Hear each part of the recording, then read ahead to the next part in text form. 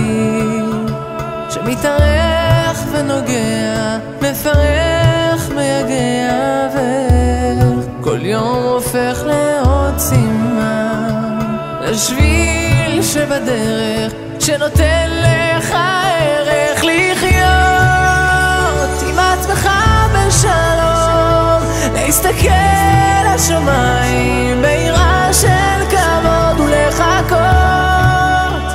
ולחכות לטוב.